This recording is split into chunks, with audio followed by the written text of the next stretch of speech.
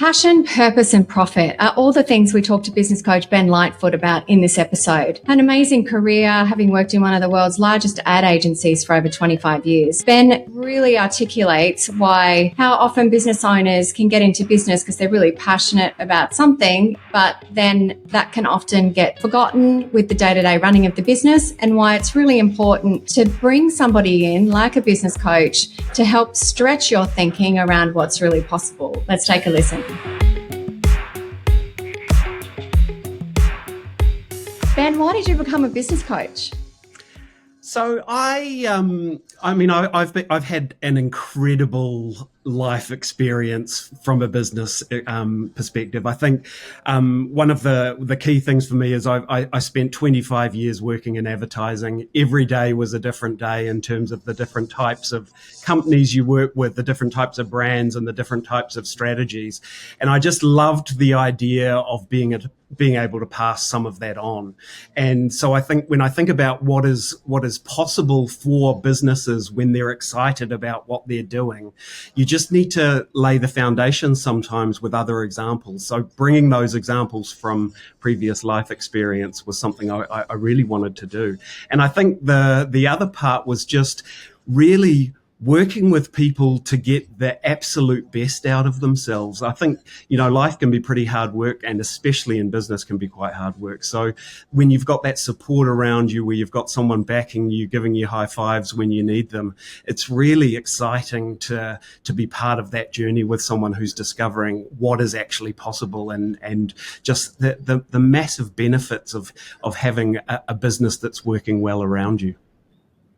So you mentioned, it can be exciting, but often business owners are excited when they first get into business, and then, get bogged down and it's no longer exciting. How do you bring that excitement back into your business? Well, I think you've really got to fall in love with it every day, and you've got to see those opportunities as things that can be really played with, and let your imagination go wild. I think, the reality is that even when we're getting bogged down, that's an incredible opportunity to rethink how you're framing your day and your schedule and so forth, so that you can find some of that passion again. I think we're often, we miss that original passion that got us so excited right at the beginning. So really making sure that you're reminding yourself and keeping your imagination going and your dreams right in front of you, I think is incredibly important. I think, one thing that I've noticed, especially from a vision setting point of view, is that a lot of businesses don't take the time to really think about what their vision is. What does the business look like when it's finished? How do I keep that passion and excitement there? How do I go back to that example that I wrote down on day one and go, this is absolutely amazing. I want to build this. I want to have this as what my life is doing. So, really, going back to those reminders, I think they're absolutely key. So passion, you mentioned that, a couple of times. Passion is critical for you to keep that creativity and vision going. But what are some, why is that important? And is it businesses, people get into business selling toilet paper. How can you be passionate about selling toilet paper? Well, I think when you know what your purpose is and why you've started something in the first place, and it's not just about what the business does, but it's what the business does for your life. How does it engage all parts of your life to make sure you're getting what you need? I do think that no one gets into business for a job. They get into business for a lifestyle, for a different approach to something. They've got a dream of creating something bigger. I think we often forget what that dream is because we get stuck in the day-to-day running of stuff. But like I said, if you go back to, if you've got something written down, if you've got that purpose and that thing that drives you right at the forefront of what you're doing, that's where the creativity and the passion comes from. So what's some examples where you've worked with businesses that you've helped them maybe bring back that passion or excitement into their business? Yeah, I've worked with, I've been incredibly lucky working with businesses that have been in a position to either scale or grow. And I've been in an incredible position to work with founders who have sometimes lost that passion and lost that ability to see what they originally got into it for. One example I can think of was an incredible company that was doing really well, but one of the founders was just burnt out. He was exhausted and had certainly forgotten why he was going into work every day. So we came up with a plan it was actually a plan for him to get out of the business within 3 months, for him to be working less than 1 day a week. And so to be able to take that time and rekindle what those dreams were. And so we worked really closely together for 3 months to really drive a plan for systems and processes to make sure that his team knew exactly what was expected. And what was amazing is that year he was able to get out of the business and just work that 1 day a week. But he found that passion again, that creativity. He came up with something that he wanted to add to the business and add to his life. And not only that, but the team took over the business, and they top line growth of over $1 million, and which was nearly 30% on what they were doing before. So again, that's where the excitement and the opportunity comes from, actually having a goal, having a vision of what you're trying to create, and working hard to get it with all the support around you. And how often do you find that business owners are thinking smaller than what's possible?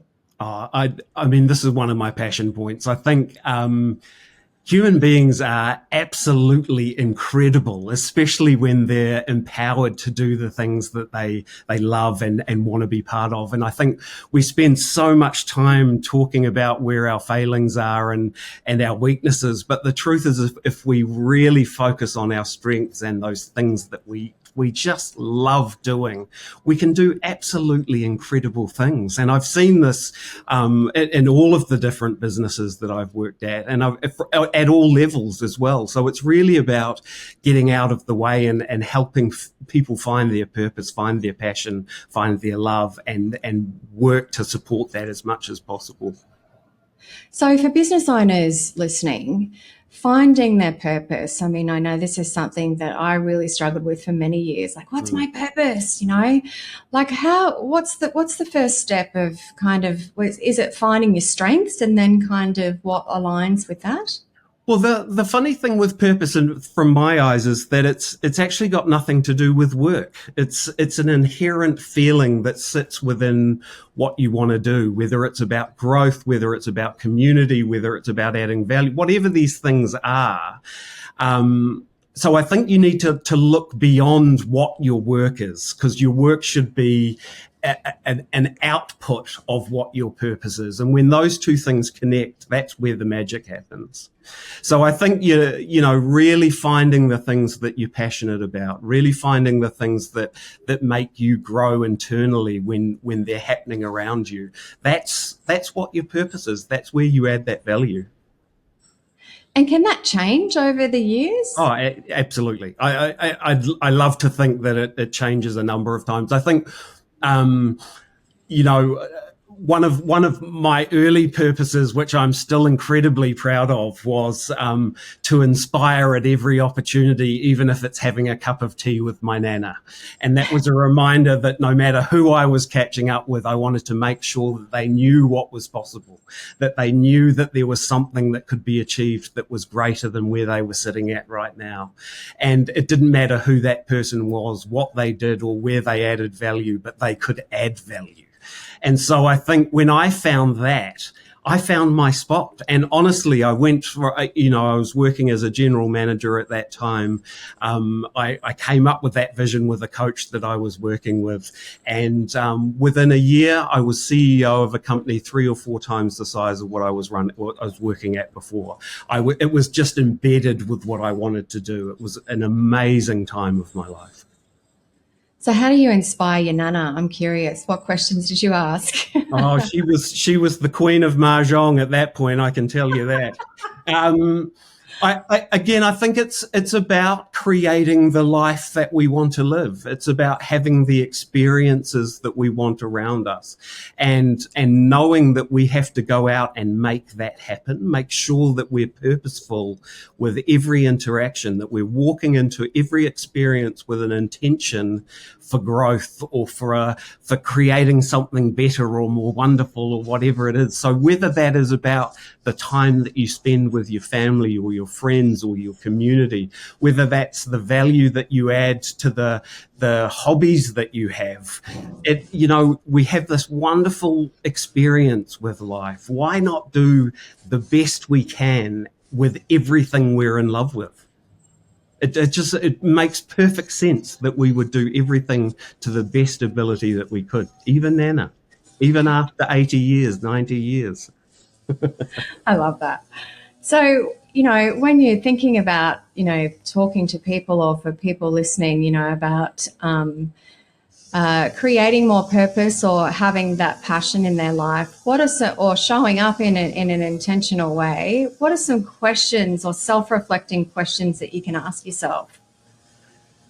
Yeah, that's a good one. I think, what, like I was saying before, in terms of intention, like, what do I want out of this next experience, this next meeting, this next workshop, this next planning session? What is the outcome that I'm really trying to get to? And again, that goes back to the vision setting that I said before. Having your imagination do all of the pre-work and imagining this incredible outcome that you can drive for, then it's about being intentional in terms of how you get there and what you need to do in order to get there. So setting those goals, making sure that your mission is bringing that to life. That's the key thing. So have you got any examples of, business owners that have used that philosophy? Yeah, I mean, as I said, after 25 years working in advertising, one of the things that I loved was pitching. And I think one of the reasons that I loved pitching is because it was actually a very intense planning session that we were doing on behalf of the client right at the beginning, and really setting that vision of what was going to be possible. So, like, I encourage all of the people that I work with to spend quite a bit of time in that planning system, making sure that you've got your vision, your mission, your goals, your culture statement, everything baked into everything you're doing, having it written down so people can clearly understand what it is that you're trying to build. I get them to write stories around what it looks like when you walk into the office. Who's there? What are they wearing? What's the sound that's happening, or what's happening around you? Where is that life coming to play in terms of the vision that you've written down? And then, the more that people imagine that, the more you see it in your mind's eye, the more you want to create it. And again, that goes back to the passion that we were talking about, and making sure that you've got this thing that just excites you for getting up in the morning, making sure you're part of something amazing. So I think that planning piece right at the beginning is an area that so many people forget to do, or they do it once when they do a business plan. And often the business plan is not as imaginative as it could be as well. So again, that's why I like that story piece being brought into it. But really having something that they are absolutely passionate about building, that's key for me. So often the business owner can have that. What's the connecting dots piece, whether internal stakeholders with your team and then external stakeholders with your community and clients or marketing? It's just share it. Share it with everyone. Share it at every given opportunity. I used to do something called Coffee with the CEO, which was whenever a new person would start, they would have to have coffee and muffins with me so I could take them through the story of the organization, make sure they knew exactly what we were building together, because they were playing an integral role.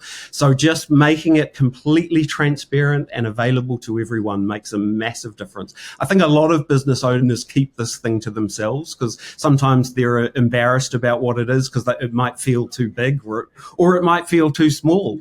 But occasionally when you do share it, you get feedback from other people. You definitely get buy-in from people, and you know the people around you that are going to help you make this happen. But again, that sharing and making it available for people to buy into, to share, bring their thinking to as well, I think is incredibly important.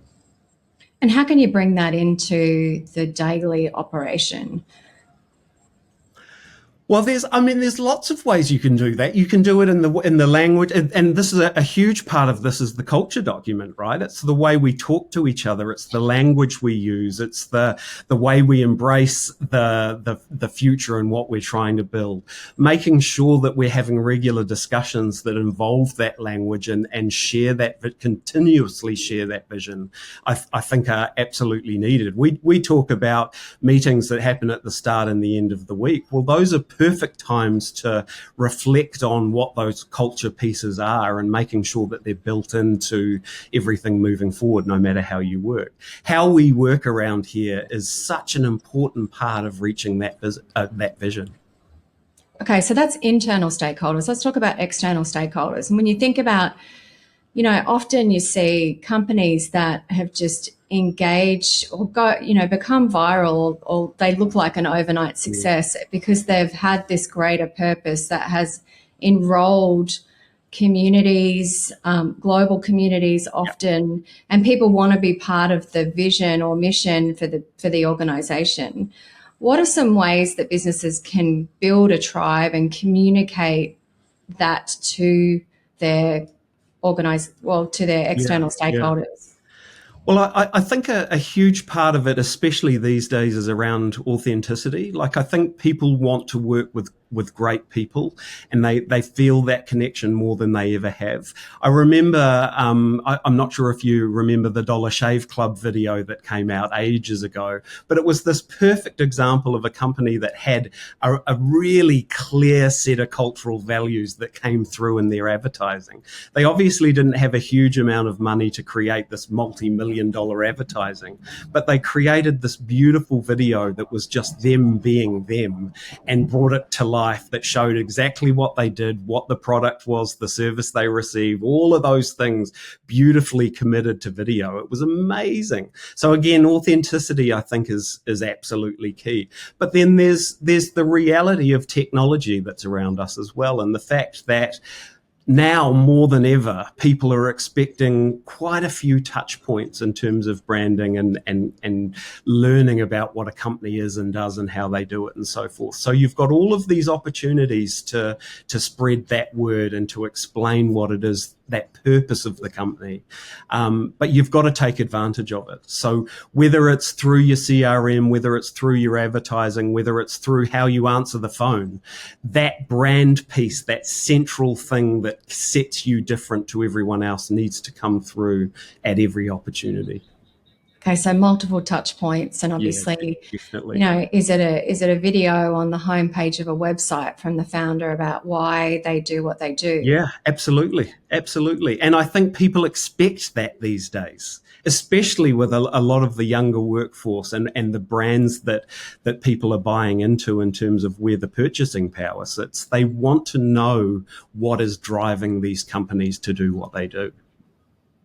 So when you think about, from a positioning standpoint around building a value proposition for a company, you really have, it's that people, it's like the Simon Sinek, people don't buy what you do, they buy why you do it. Yeah.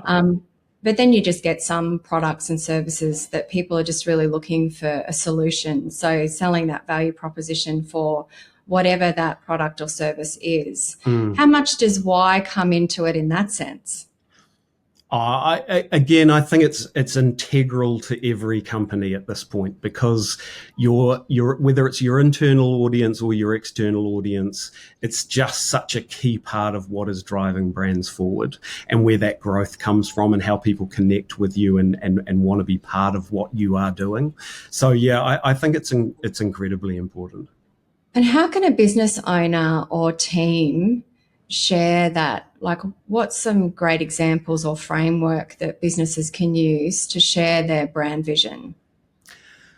Um, yeah, it's an interesting one. I think the reality is it's such a point of difference that you really want to be working with other businesses that do that well. So I would really encourage people to work with branding agencies and marketing agencies and so forth that can sort of separate what it is that they do and really bring it to life in a way that is different from other people. I mean, it's one of those things where I think because technology has made it so open and easily available, we all think it's an easy job to do, but it's not. And so again, getting that consistency at the center of everything we have and the messaging that we're going through, it just needs to tie back again to what it is that the company's there to achieve. And so when you think about that brand message, and, it used to be, I think, 7 touch points, and then it went to 11 touch points before people make a buying decision. I think it's, way up around sort of, 20 plus kind of touch points now for people. That makes it harder we're constantly being, thrown ads in front of, and you've got milliseconds to kind of have an impact to get your message across. Like, it's no longer sort of that know, like, and trust that we have to build as a brand. It's know, love, and trust. What are some ways that we can do that as a business? Well, I think it comes back to the authenticity part. It comes back to progress, not perfection. It comes back to making sure that you exist in the places that your audience exists in, and you're part of the conversation, that you're involved in the cultural pieces that are bringing them together, that you're active and you're participating, that you're part of something. And that just means you have to be part of it. If you're quiet these days, it's the worst thing that you can do. Just participate. Get in there, start doing something, and you'll find that the conversation will happen around you and with you.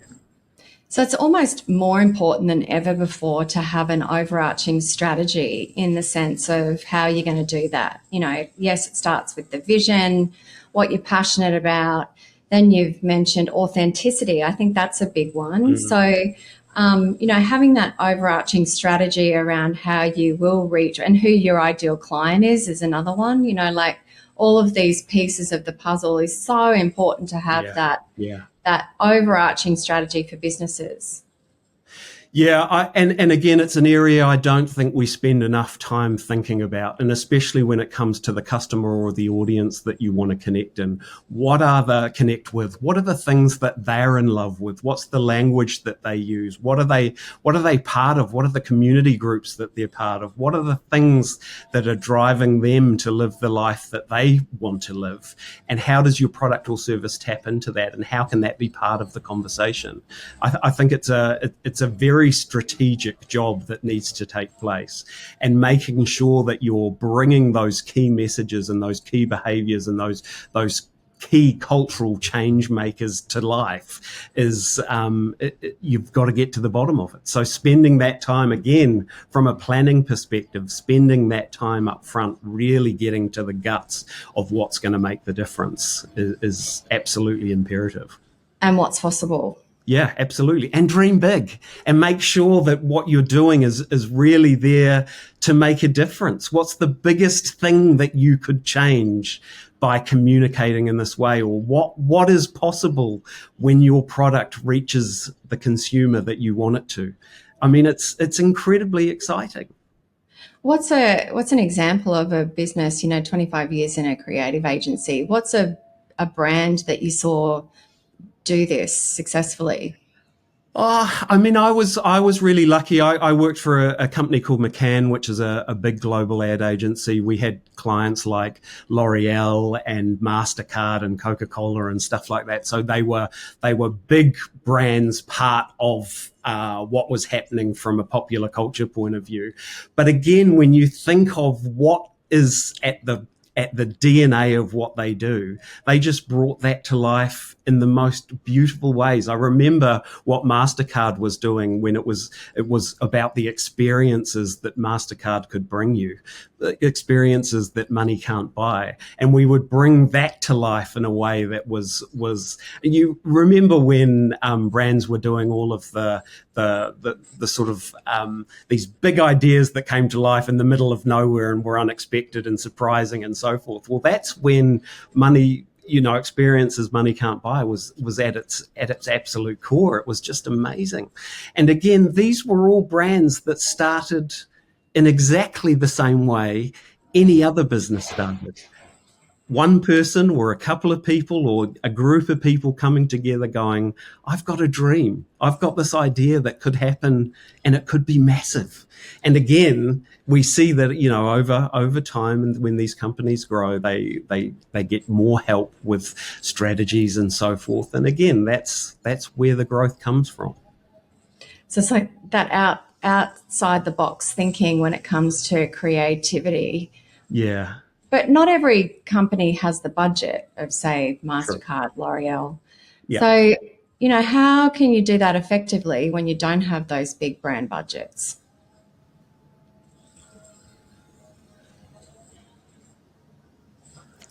Oh, I lost you on how. Go back to the first question.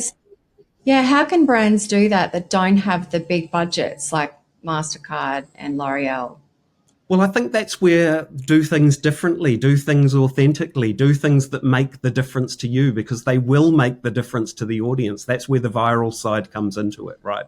It's where that group comes together around a purpose or a story or a way of doing things. So I don't think you don't have to have a media budget that's huge these days. You can make that difference. If McCann was part of Dumb Ways to Die, which was just to stop people walking in front of trains, and the viral effect that campaign had was phenomenal. One of the most, the biggest campaigns in advertising history, and it came from a $15,000 brief to make change at a train station. Absolutely remarkable.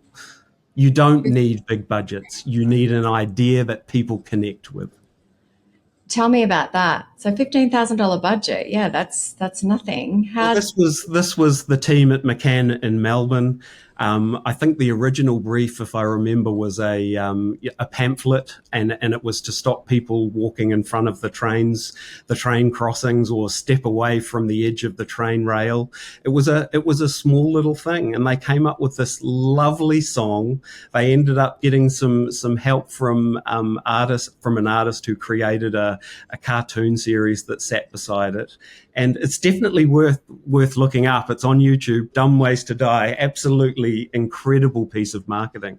But again, it connected at a level that was unexpected. And it was far bigger than anyone expected it to go. Everyone knew it would do well, but I don't think anyone expected it to go to where it did in the end. So again, that can happen anywhere. And we don't always need things to go that big either. This is about, again, coming back to the audience. How do you know that the messaging that you're doing is going to cut through to the audience that matters? Be as focused as you can to make sure that is as impactful as it can be. So when it comes to coming up with ideas like this and thinking outside the box and creative solutions for campaigns and how you are going to share that mission, what do you recommend for business owners? What's the first step in terms of, is it to reach out to a business coach, or like how important is it to have, the team involved in this kind of conversation? Yeah. Well, again, it kind of wraps really nicely everything that we've been talking about, because it's definitely going back to the planning stage and making sure that you're really comfortable with where you sit from a niche perspective, a customer perspective, a product perspective. Do you know your USP? Do you know what makes you different to your competitors and how you're going to stand out? So that planning piece is absolutely key. On from there, you go into your marketing messages and you start to understand what are the things that that really need to be talked about, the features and benefits of the product or service, making sure that there is something that separates you from other people. And again, this can happen anywhere. This can happen whether you're a hairdresser, a plumber, or a sparky, or you've got a brand or a product which goes to mass market. I think you've got to get that thinking right. And that's definitely an area that you can be working on with the coach. And I think from there, it's about scale. So once you've created that commercial viability, you've got an organization that has proven itself in terms of being able to deliver its product and service on time and so forth. That's when the scale comes into it. That's where you start looking at where are the locations that you can grow the best. Where's the audience coming from? Where's the cheapest place to go and buy them? So really dipping into what the marketing strategy is at that point. And again, that's where coaches can certainly be involved. And from there, when you think bigger than that, you might get to a point where you need to involve an agency or a third party that comes in and supports it even further. Yeah, it does kind of feel like there's business owners or businesses that feel like that they have to do all this on their own. And the power is in the collective group, often brainstorming and having somebody that forces you to think bigger and stretches by asking questions. And also has information that you don't have. It's that whole learn before you earn, right? These people specialize in what they do, so they can bring technology, strategies, whatever it might be, to the table that really push and grow and scale that thought that you originally got right at the beginning. So again, you want to bring the right people in at the right time, but understand that investment is there as an investment.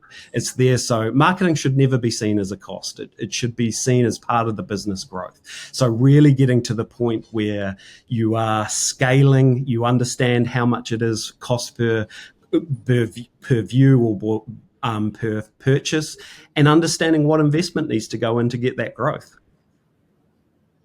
So, business owners, how often should they come back and relook at this strategy? I think, it's one of it's a bit of a cliche in terms of advice, but it's one of the ones that I love, which is be patient for growth and impatient for profits. So this is really about making sure that you have a commercially viable enterprise before you start looking at scaling everything to its maximum. But you should always be looking for that profitability. You should always be looking at where are the ways that we can scale this and grow this, whether it's other markets within your city, or whether it's other cities within your country or other countries within your region, where you should always be looking at where that growth comes from. Love that. Thank you, Ben. So 3 questions to wrap up. What's your favorite book and why? So I'm a huge fan of The 5 Dysfunctions of a Team. It's a book that I have given many management teams over the years.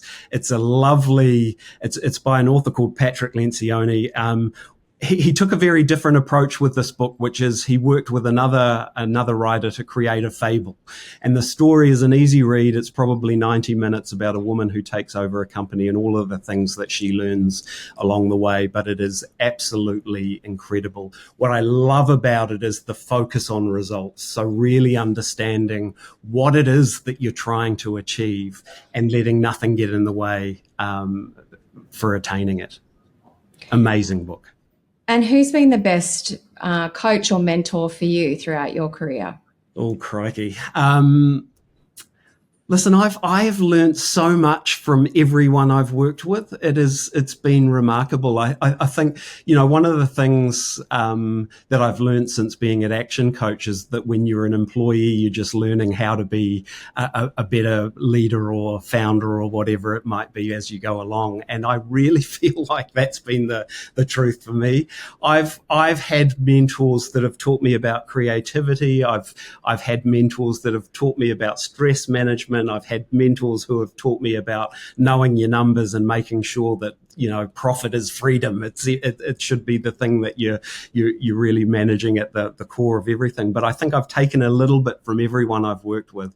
I've had the most incredible life with the people that I've worked with, the most creative people in the world, regardless of what it is, that piece that they've given me. I've worked with very generous people. And favorite piece of advice or impactful piece of advice you've ever received? It's probably that one I just said. Profit equals freedom. I think we're here as a business owner. You're here to create an entity that can funnel the rest of life and make this incredible experience happen. So we should be really impatient for profit. Thanks for joining me today, Ben. Lovely being here. Thank you. Shell Adams, your host here. Hats off to you for committing to your learning by listening to this podcast. And if you'd like some help implementing some of these strategies, then click the link in the description to find your local action coach. They can help you put these strategies into action and take your business and your life to the next level. In the meantime, like and subscribe so that you're the first to get our next episode. We'll see you soon.